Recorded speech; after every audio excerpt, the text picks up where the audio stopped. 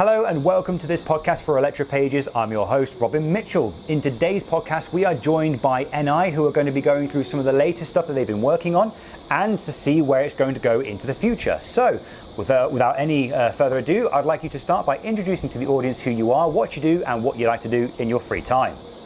Great. My name's Kevin Kleine. I'm our Senior Director of Applied AI at NI, now the Test and Measurement Division of Emerson. In that role, I'm really focused on driving our kind of long-term AI strategy and connecting that with our key customers and making sure that we're driving new value and new efficiency that's unlocked by this really transformational technology shift that we're going through. In my free time, I've really caught the bug for pottery over the past year, so I spend a lot of time throwing and making ceramics on the wheel. Pottery? Yeah. Okay, that's a first. Usually it's running or jogging or maybe something like, I don't know, horseback, whatever, but pottery, that's really cool. I was honestly not expecting that. Of all things, so what kind of pottery do you like to do then? I mostly make vases and kind of sculptural pieces, but some functional stuff as well, plates, bowls, mugs, that kind of stuff. Oh, that's really cool. I wonder how'd you get into something like that? I just randomly started one day. I'd seen some shows of it. It looked like it'd be an interesting hobby, interesting craft, and went to a studio in my neighborhood and been taking lessons for about 9 months now. Oh, fantastic! That's really wonderful. And I tell you what, if the pieces are good, my wife might want to buy one. So I'll give her your details afterwards. Great. Fantastic. So what is it that we're going to be covering today in this podcast? Because I hear you've got some pretty interesting stuff coming out. Yeah, so we're really excited about AI's ability to help us meet some of the challenges for the test and measurement market, and NI's ability to really lead this transition and power a future of intelligent test systems looking forward. And so are we going to see these kind of solutions? Are we talking hardware, software, or a combination? Yeah, absolutely. It's really a combination. So NI provides, NI is a well-established test and measurement provider. We have a wide range of modular hardware and very flexible software. So we have classic test and measurement instrumentation from DMMs, oscilloscopes through RF instrumentation, as well as kind of more lower cost and smaller form factor data acquisition devices. And we're well known for our graphical programming software, LabVIEW, and a wide variety of other software to support the test and measurement use cases. More recently, we've been focused on our data platforms and more kind of enterprise level software solutions as well. We see a lot of opportunity for AI to make an impact really across that hardware and software stack. As we look towards the near term, generative AI has the opportunity to make an impact on test engineering workflows and the efficiency that engineers are able to get their existing jobs done. But we also have many years of history of applying more traditional AI and machine learning into manufacturing and production scale data to optimize yield and optimize quality and throughput of large scale, high volume production situations. So we see a lot of opportunity on the software, on the manufacturing side. And then as we look more towards the hardware, we think there's some interesting opportunities to deploy AI more towards the edge and enable some kind of real-time insights at the point of measurement. So we really view it as the intersection of hardware and software.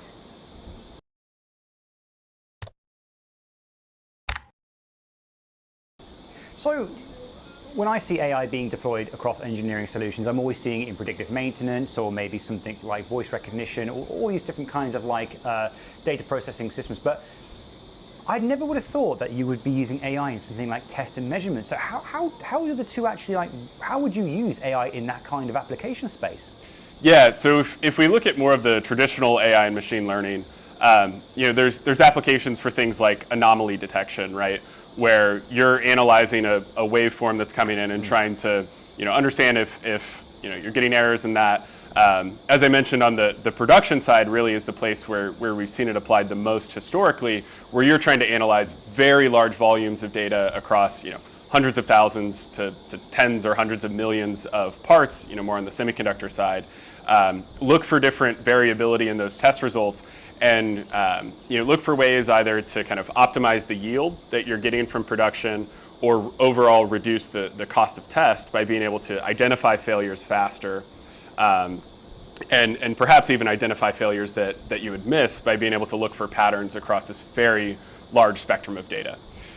Now, with the rise over the past couple years of generative AI, there's some new and interesting use cases, more on just the actual test development workflow side, right? As you're writing test code, writing modules to actually take these measurements, to sequencing the tests, to just understanding and interacting with the hardware, there's opportunities for generative AI to support those use cases. So things ranging from understanding existing code, to generating new code, to navigating complex data sheets and manuals, having generative AI models that you can chat with, and provide an easier getting started experience there.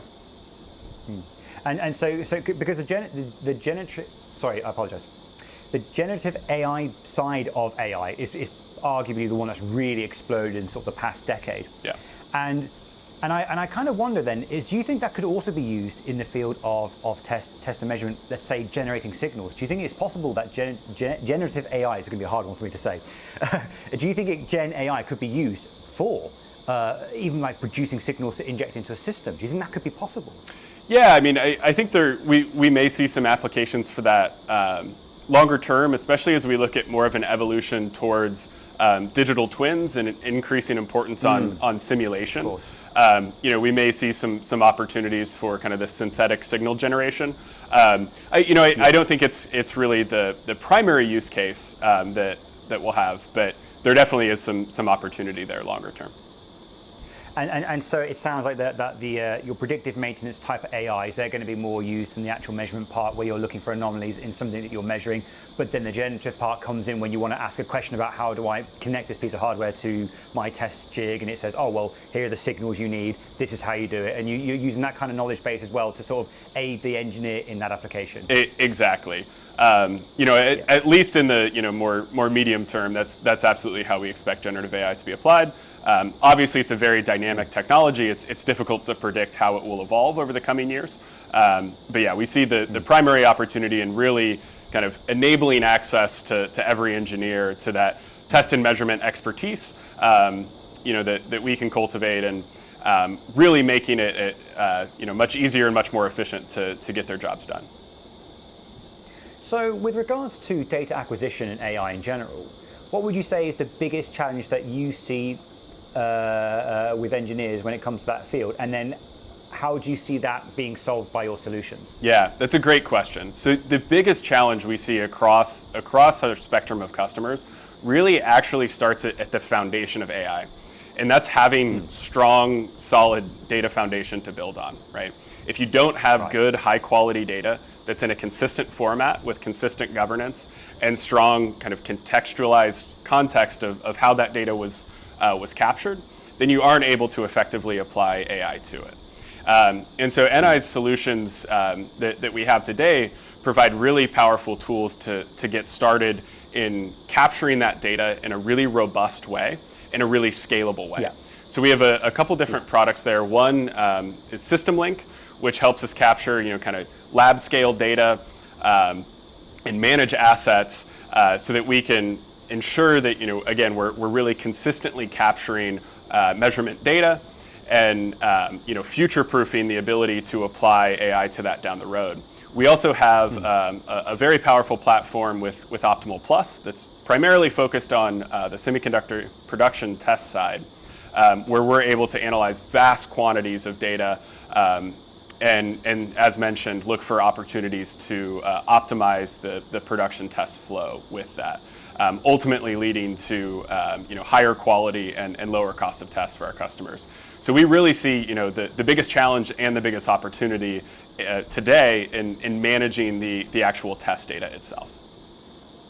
And so I suspect then that things like generative AI could also be used to help analyze that data by asking it questions to say where are my anomalies, what trends are happening in my data, and it can sort of analyze all that data and give you a result based on that question. Yeah, absolutely. We think there's a lot of opportunity for generative AI to kind of democratize the data investigation aspects, data analysis aspects. Whether it's writing SQL queries or even writing Python code to do that analysis for you. But easing the constraints where you don't have to go to your data science department or call into NI, where you're able to really extract more insights from that data much more quickly across a broader user base. And so in the case of things like semiconductor production, I take it these solutions would also help to improve yield counts by identifying issues early, identifying potentially poor chips you don't need to bother testing. Would that be the kind of thing it would help with?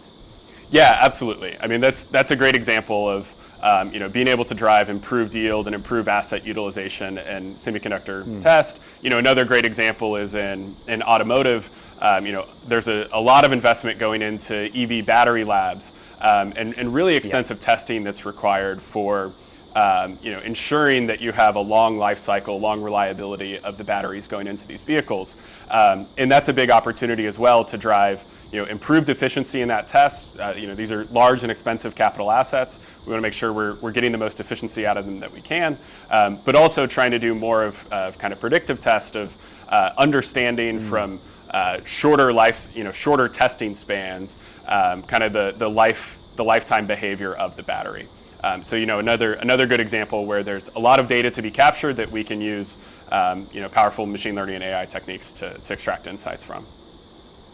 That's actually quite an interesting one, the battery concept, because as we all know, batteries and EVs are made up of many cells. Yep. And all it takes is for one cell to go bad for the whole pack to essentially be vulnerable, to be at risk of damage. Let's say the cell gets too hot, damages the cells around it. So by using these kind of predictive testing mechanisms, not only are you saying this cell is good to go, you're saying this cell is going to be good for 20 years based on the data we've collected and analyzed over the past 20 years from all these other cells. So we actually get an idea of what it's going to be like in the future. Yeah, exactly. I mean, there's long across many device types, we've done HALT or highly accelerated life cycle testing, and bringing the power of machine learning and AI to bear on this domain gives us the opportunity to extract better insights and more reliable prediction of the expected in-use performance of the end products. And batteries are, as you mentioned, a great example of this, where since we're stacking so many cells together, we want to get better insights into the expectation of performance across them. So it seems these days that every second company out there is working on AI in some way. And I think one of my biggest concerns about that is that we might be seeing a bit of a dot-com bubble. Eventually, a lot of the businesses that sort of, tout AI will eventually find that it's either not useful or it has problems.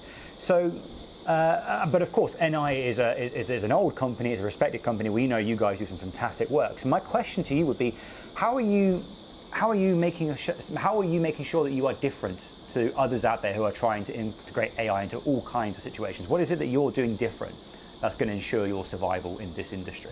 Yeah, I mean, it's an important question, right? We're certainly there is a really rather unprecedented amount of hype around the technology today, and perhaps some amount of a bubble too. But the analogy you draw there of the dot-com bubble in the late 90s is apt, right? Because while there was a bubble, the internet still undoubtedly made a major transformation to society.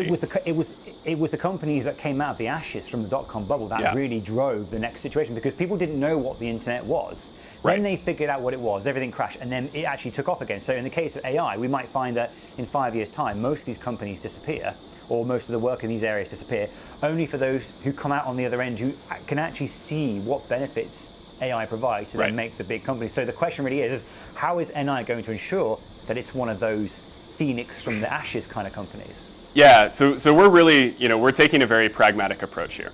As I mentioned, data is the foundation of AI. Data is the fuel that makes AI go. And so our existing data platforms today provide that foundation to our customers and enable a really strong future proofing. But on top of that, there is real value to extract from the technology today as well. And we've seen that internally, and we've seen that with our customers, that we really can drive meaningful improvements in efficiency now. And so we also want to leverage the capabilities of the technology while understanding its limitations and working around those and addressing those as best we can. So with the generative AI side, our role in providing value to our customers with this technology is really honing the existing foundation models coming out of the AI labs and the hyperscalers, and grounding them in test and measurement domain knowledge and expertise, and ensuring that they can answer relevant questions for our user base, and also that they have knowledge of the tools and systems that they use and can integrate into their workflow and environment. But it's going to be a journey, right? It's not an overnight phenomenon, but there is still value to be added both in the near term as we work towards more longer term disruptive capabilities over time.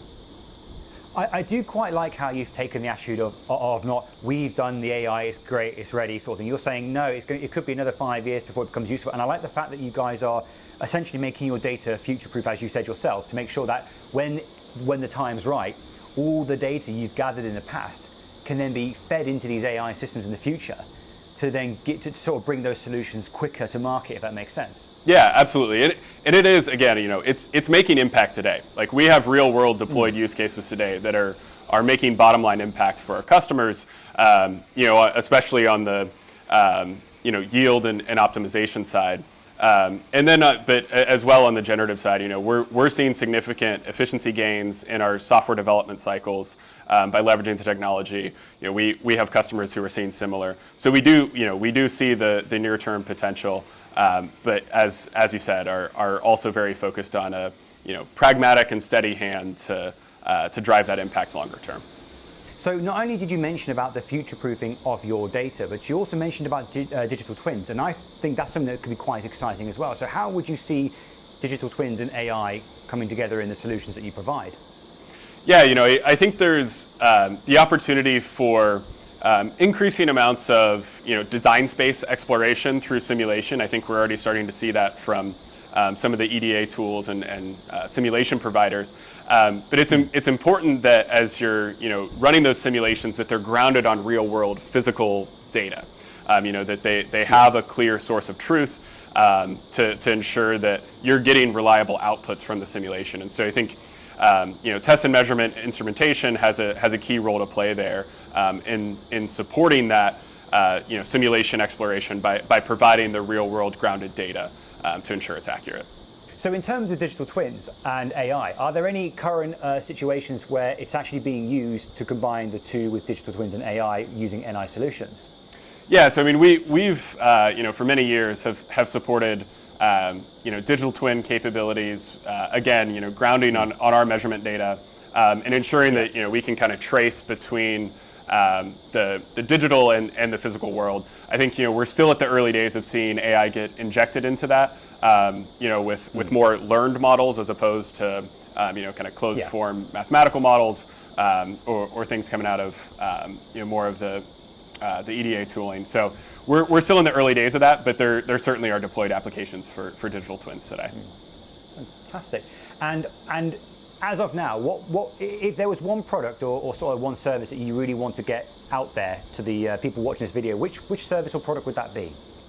Yeah, we're really excited about System Link and the capabilities of our software there. Again, to really set the foundation of the data capture and data platform you need to really drive the long-term potential for AI.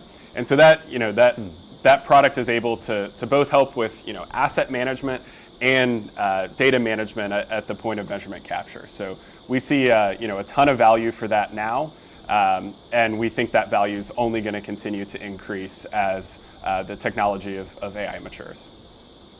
Especially because of the fact that it's making that data capture future-proof when it comes to using AI. Exactly. Future-proof and scalable. So essentially, get ready now for the future, because that's essentially that's what you're trying to say, because all that data that you're gathering right now is invaluable. Exactly. Data's the fuel that's going to drive the long-term disruptive capabilities. Absolutely. So just before we wrap up this podcast, I've got one more question for you, which is that for the audience who are currently watching this video, if they want to get involved with NI solutions, AI, and digital twins, what would you recommend that they do? Yeah, I mean, check out ni.com. You can see our capabilities there. Reach out to your local sales rep. We'd love to discuss more what we're working on here. Fantastic. Thank you ever so much for taking the time today. It's been an absolute pleasure. Thanks, Robin. It's been a pleasure. If you like the content that we do here at Electropages and want to show your support, then consider hitting the like button, subscribe button, and the alert notification. And if you want to see the latest news and articles in the electronics field, then head over to our official site at electropages.com.